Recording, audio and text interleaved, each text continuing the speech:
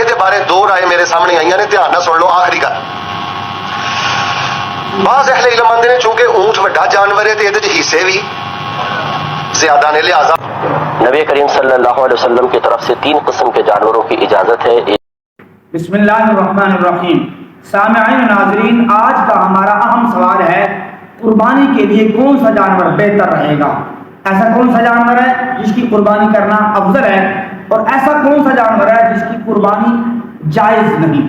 آئیے آپ کو مختلف علماء کی زبانی سناتے ہیں، اس ویڈیو کو مکمل دیکھیں. نمبر 1، قربانی اچھی سے اچھی دینی چاہیے، موٹا تازہ اچھا دمبا قربانی اچھی دینی چاہیے. نمبر 2، قربانی خوش دلی کے ساتھ دینی چاہیے. اگر جانور میں عیب ہو تب بھی اللہ قبول نہیں فرماتے، اگر آدمی کی نیت کے اندر عیب ہو تب بھی اللہ قبول نہیں فرماتے. لن ینال اللہ لحومها ولا دماؤها ولکن ینالہ التقوی. اللہ رب العزت کو قربانی کے جانور کا گوشت نہیں چاہیے، انسان کا اخلاص اور حسن نیت چاہیے. تو ایک چیز کا تعلق جانور سے ہے اور ایک چیز کا تعلق قربانی دینے والے انسان سے ہے. جانور کے جسم کا عیب سے پاک ہونا ضروری ہے اور قربانی دینے والے انسان کی نیت کا عیب سے پاک ہونا ضروری ہے. نیت کا تعلق ہر آدمی کے اپنے دل کے ساتھ ہے، اس کے بارے میں میں اور آپ فیصلہ نہیں کر سکتے. جانور کے عیوب نظر آتے ہیں، اس لیے ان کے بارے میں ہم فیصلہ کر سکتے ہیں. تو احادیث کی روشنی میں فقہائے کرام نے بعض عیوب ایسے فرمائے ہیں، بیان فرمائے کہ اگر وہ جانور کے اندر ہو تو قربانی نہیں ہوتی. وہ عیوب کون کون سے ہیں؟ تو چند ایک عیوب کا آج کے سبق کے اندر تذکرہ ہوگا، وہ ذرا دیکھ لیں. نمبر 1، حضرت براء بن عازب رضی اللہ تعالیٰ عنہ فرماتے ہیں رسول اکرم صلی اللہ علیہ وسلم نے ارشاد فرمایا 4 لا تجوز فی الاضاحی. 4 قسم کے جانور ایسے ہیں کہ جن کو قربانی میں دینا اور ذبح کرنا جائز نہیں ہے. نمبر 1، العوراء بین عورها. ایسا جانور جو کانا ہو اور اس کا کانا پن بہت واضح ہو. والمریضۃ بین مرضها. جانور بیمار ہو اور اس کی بیماری بہت واضح ہو. والعرجاء بین ضلعها. ایسا جانور جو لنگڑا ہو اور لنگڑا پن اس کا بہت واضح ہو. والکثیر التی لا تنقا. اور ایسا جانور جو کمزور ہو اور اتنا کمزور ہو کہ ہڈیوں کا گودا ختم ہو چکا ہو. ان 4 قسم کے جانوروں کی قربانی کرنا جائز نہیں. اب لنگڑا پن کتنا ہو اس کی وضاحت حدیث پاک میں نہیں ہے، تو فقہاء نے وضاحت فرما دی ہے ایسا لنگڑا جانور جو چلتے وقت پاؤں زمین پر بالکل نہ رکھ سکتا ہو، اس کی قربانی جائز نہیں. البتہ اگر وہ چلنے میں اس پاؤں سے کچھ سہارا لیتا ہو تو اس کی قربانی جائز ہے. فتاوی شامیہ کتاب الاضحیہ جلد نمبر 9 صفحہ نمبر 536. نمبر 2، اسی طرح جانور کا اگر دانت ٹوٹا ہو تو اس کا عیب ہے اور ایسے جانور کو قربانی میں ذبح نہیں کرنا چاہیے. لیکن دانت کتنا ٹوٹا ہو، اس کی مقدار کیا ہے؟ تو فتاوی شامیہ کتاب الاضحیہ کے اندر یہ بات موجود ہے کہ جانور کے اکثر دانت ٹوٹے ہوں کہ چارہ بھی نہ کھا سکتا ہو، اس کی قربانی جائز نہیں. ہاں اگر چارہ کھا سکتا ہو تو قربانی جائز ہے. ظاہر ہے دانت کا ٹوٹنا عیب تو ہے، لیکن عیب کتنا ہو؟ معمولی سے دانت ٹوٹا تو عیب نہیں ہے، اتنے دانت ٹوٹ جائیں کہ چارہ کھانے پر قادر نہ ہو تو اس کو عیب شمار کریں گے. نمبر 3، اگر جانور کا کان کٹا ہو. حدیث پاک میں ہے علی بن ابی طالب رضی اللہ عنہ فرماتے ہیں رسول اکرم صلی اللہ علیہ وسلم نے ہمیں حکم دیا، امرنا رسول اللہ صلی اللہ علیہ وسلم ان نستشرف العین والاذن، کہ ہم جس جانور کی قربانی دیں اس کی آنکھ اور اس کے کان کو دیکھیں کہ اس کے اندر نقص تو نہیں ہے. وَأَلَّا نُضَحِّيَ بِمُقَابَلَةٍ. اور ایسے جانور کو قربانی میں ذبح نہ کریں جو جانور کا کان آگے سے کٹا ہو. ولا مدابرۃ. اور ایسا جانور نہ دے جس کا کان پچھلی جانب سے کٹا ہو. اسی طرح ولا شرقا.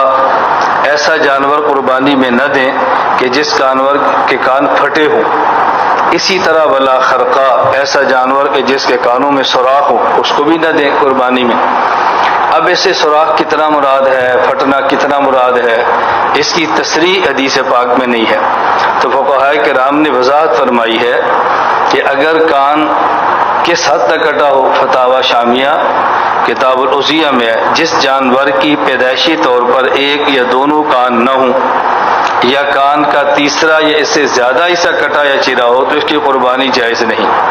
پیدائشی طور پر کان نہیں ہے تو بھی جائز نہیں، کان ہے لیکن کٹا ہوا ہے اور تین سے حصے سے کم ہے تو جائز ہے، تیسرا حصہ اس سے زیادہ ہو، ایسے جانور کا یہ عیب شمار ہوگا اور اس کو قربانی کرنا جائز نہیں ہے۔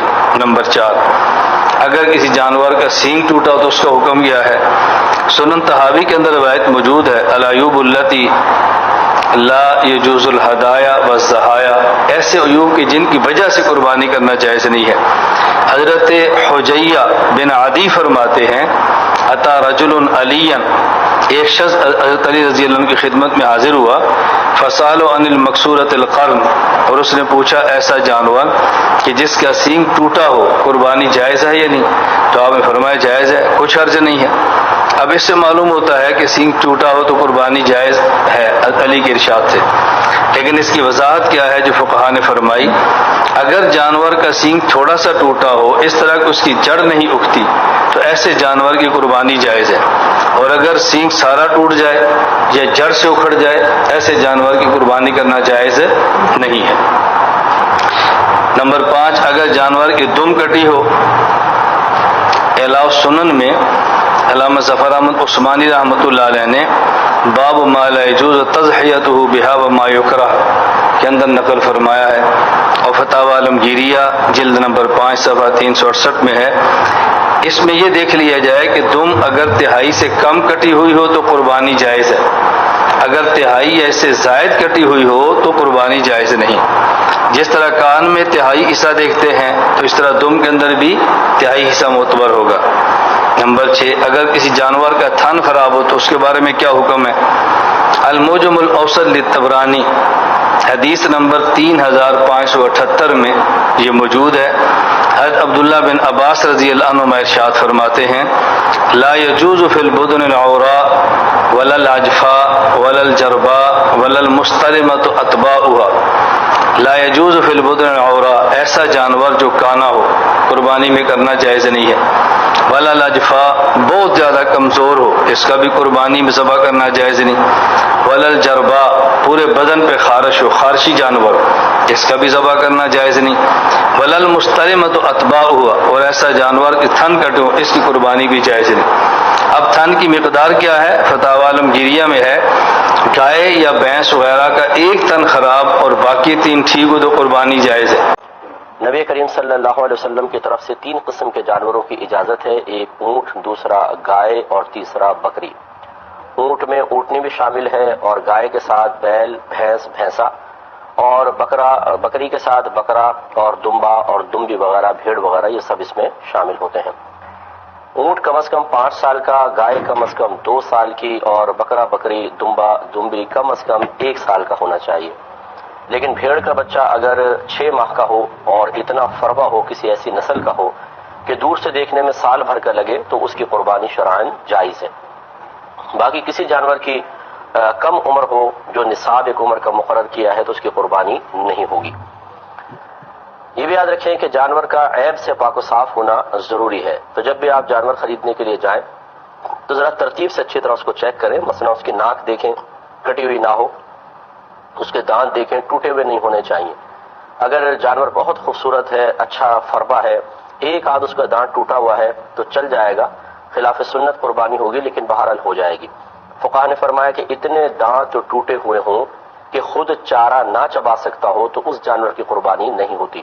اس کا مطلب ہے 1-2 دانت اگر ٹوٹے ہوں تو قربانی ہو جائے گی، لیکن خلاف سنت ہے۔ تو کوشش تو یہ ہونی چاہیے کہ تمام دانت مکمل ہوں، لیکن پھر بھی اگر ایک آدھ ٹوٹا ہوا ہے تو کوئی بات نہیں۔ اسی طرح زبان کو چیک کریں، کٹی ہوئی نہیں ہونی چاہیے۔ آنکھوں کو چیک کریں، دونوں آنکھیں بالکل صحیح ہونی چاہیے۔ اگر کاڑا بکرا ہو کہ ایک آنکھیں ایک نہیں، یا اندھا بکرا ہے تو اس کی قربانی نہیں ہوگی۔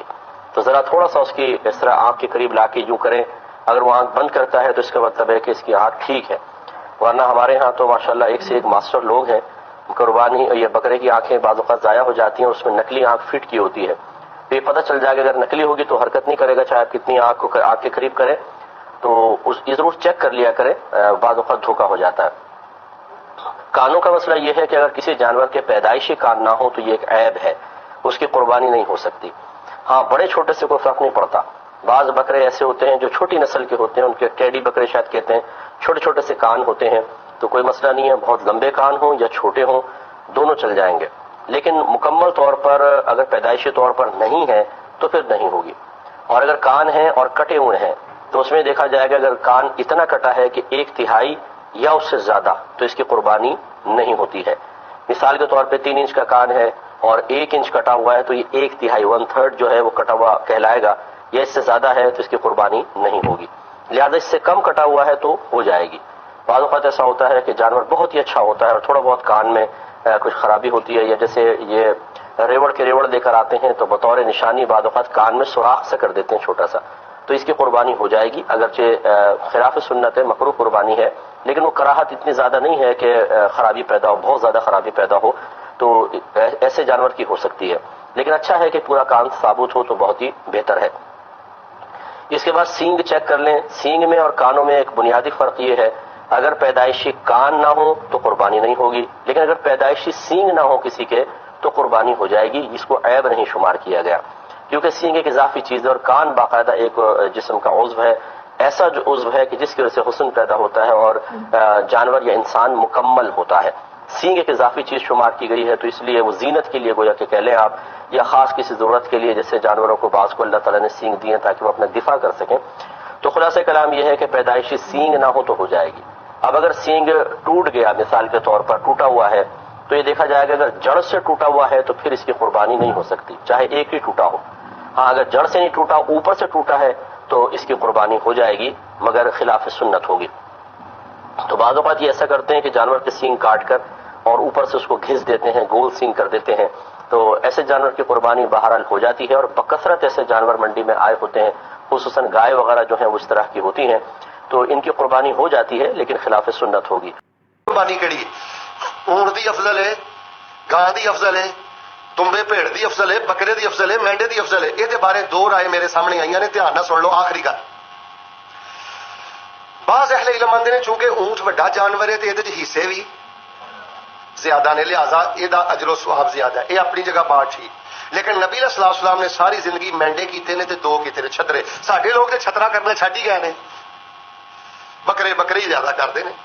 حالانکہ ابن قیم دی طب نبوی پڑھ کے ویکھ لو، زاد المعاد عربی زبان جو پڑھ کے ویکھ لو، انہاں دسیا مینڈے دا گوشت زیادہ لذیذ ہوندا ہے، زیادہ مفید ہوندا ہے۔ 2 مینڈے نبی علیہ السلام نے کیتے، اسی وجہ تو ابن قیم اور بعض علماء فرماندے نے کہ مینڈے دی قربانی سب تو افضل ہے، کیوں کہ نبی علیہ السلام کرتے رہے۔